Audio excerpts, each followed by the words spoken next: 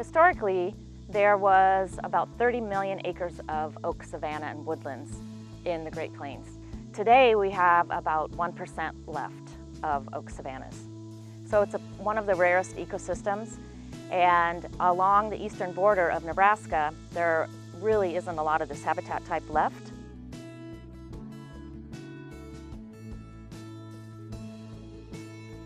In the history of land use of Fontenelle Forest, the belief was that we let nature take its course, but now we know that that isn't healthy for the ecosystem or people.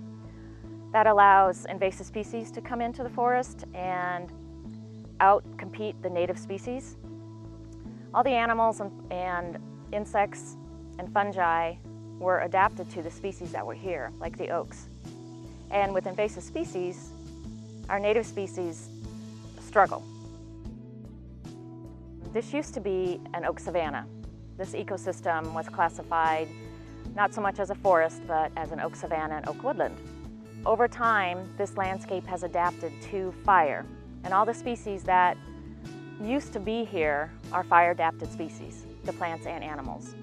About 150 years ago, fire was removed off the landscape, and since then, all the species that have been adapted to fire are struggling, and all the species that have come in since the absence of fire have basically taken over the landscape. So fire basically is one of our best and most effective tools for management.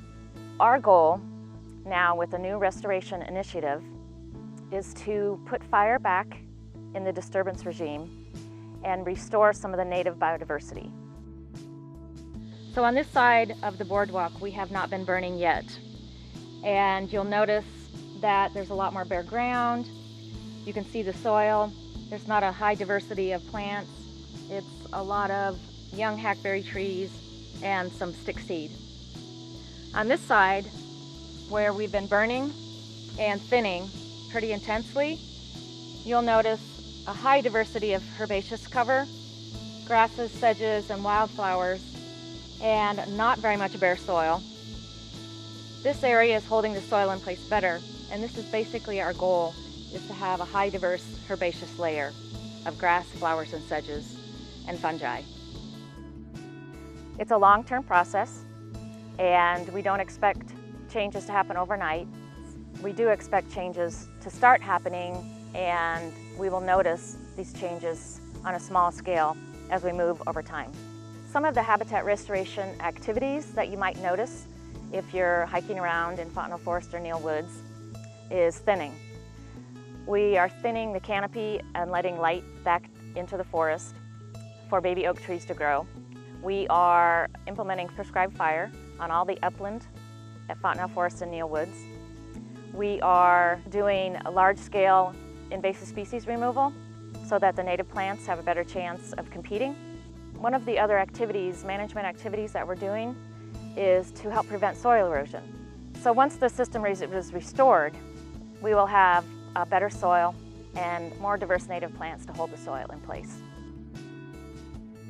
So what we've noticed over the last couple of years, when we've been thinning and opening up the canopy, more sunlight reaches the oak trees. Over the last 100 years, these oak trees, the bottom branches have been dying because it's too shady. Once we open up the canopy to let more sunlight into the oaks, we've noticed that they've been sprouting these bottom branches off the trunk. Not all of them, but some of them have been doing that. And so we think this is a really good indication that these oaks are sort of rejuvenated, and what we call that is freeing the oak. So I think that the more we see of this, the better the system will be.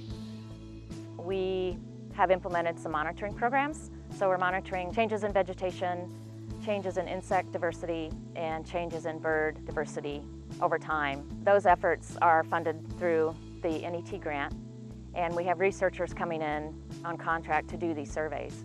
It's all about adaptation and changing your management actions based on what you're finding on the land.